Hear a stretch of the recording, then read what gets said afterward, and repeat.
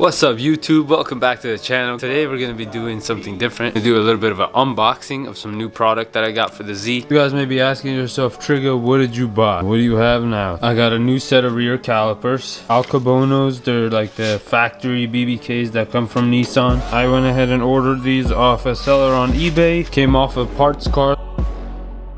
Top line, shout out to you guys. Got some hardware for these brakes. Super important for these guys. You can't just use regular fittings. You need to get flared fittings in order for it to be able to be the best working way it needs to be. Next, I got some big 3-inch APR studs. Shout out to Enjuku Racing. I got these from them. These are humongous. You guys see, this is just one of them. This compares to the current one on the car. The one on the car currently is like 2 and something inches, or like almost 2 inches. These new ARPs are gonna be 3 inches long. Yes, why'd you only get 10? You know, your car needs 20. It's because I'm only gonna be running these in the rear. Car is a rear wheel drive car, so the front won't be seeing any flex to it. Plan on going with big power later. These won't flex and these won't brake, rather where OEM will flex and brake. Voodoo 13, shout out to you guys. All my suspension components in my car are Voodoo 13. They're made in the US. Just billet nice. I love Voodoo. Thank you so much.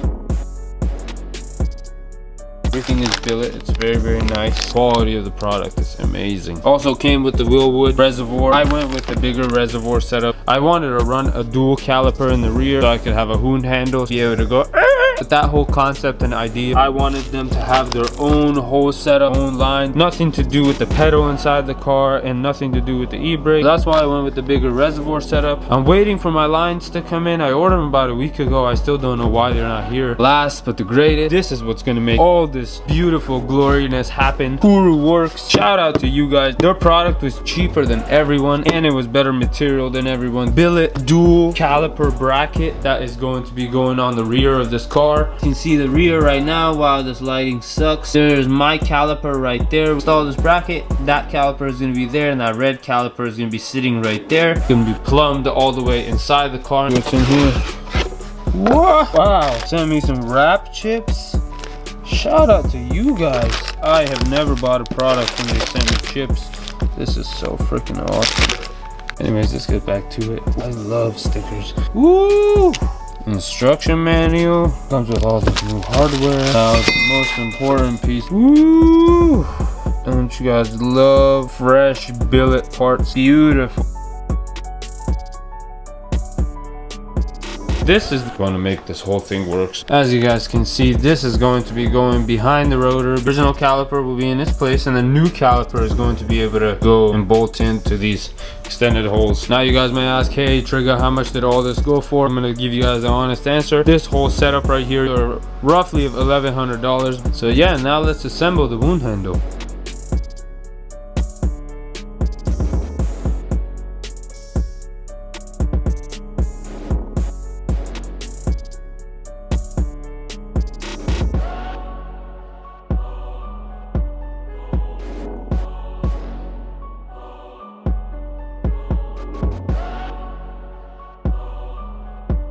I assembled the Hoon Handle together.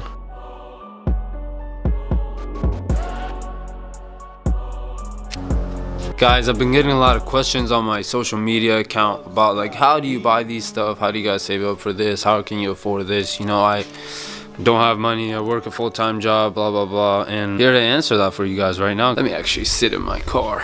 Wow. I haven't been in here in a long time. She'll be back up soon. We have a lot of stuff coming for her, guys, but let's get to what we were talking about. So I get asked this question a lot, like, hey Trigger, how do you buy this stuff? How do you save money? You know, some of these parts you buy are really expensive. How can somebody do it? And like a lot of younger people hit me up, or even older people too, and they always, you know, have questions on how do you do this, or how do you get this, and how do you make your money? How do you have so much money, or blah blah blah. Guys, I don't have so much money. I plan everything correctly and share one piece of advice with you. One gem that's been working for me real well in my life is I always plan ahead, guys. Number one is I plan everything. I plan ahead. I think about it before. I go through scenarios in my head, but after that, second thing is I write it down. I take a piece of paper, I write it down, make like a rough draft of what I want, then I think about it more, you know. And like, as much as I hate to say this, everything takes patience. The day you learn how to control patience and you understand patience and you are able to actually be patient in life, you are going to get a lot more things done and a lot more things that you want accomplished, because everything needs patience. If anybody who's in the car community is watching this, I'm telling you from my own advice. First, when I bought this Z, I never had money. I never did anything. I have actually invested all my money into this car to be able to have a nice car, and it's very stupid of me. So I could have bought something shittier, you know, and just drove that around, but I wanted this car. So from there I started saving, and you guys are probably going to hear this a lot more in a lot more videos. The number one thing you can do for yourself is save, guys. Remember, first you plan ahead and you write a plan out. Second is, when you write your plan out, you stick to that plan. You don't break that plan. If you tell yourself every week I'm going to put $50 aside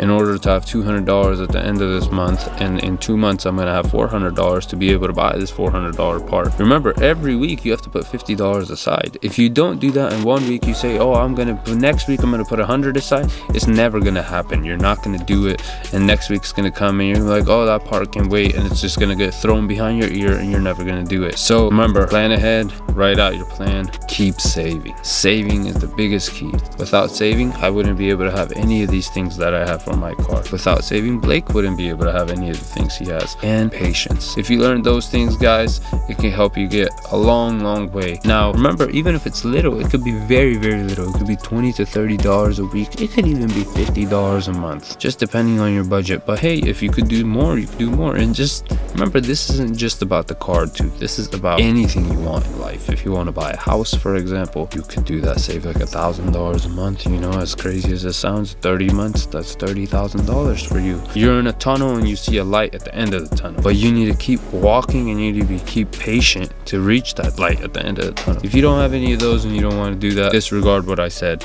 I wanted to share this with you guys because I do get asked this question a lot. That's just what I do, guys. I plan, write down my plan, save, and the fourth one, of course, enjoy. Because the day you get to buy whatever you want, the day you get to accomplish that goal that you set, you are the only person that's going to enjoy it. But again, thank you guys. Thank you for watching. Appreciate it. See you guys in the next one.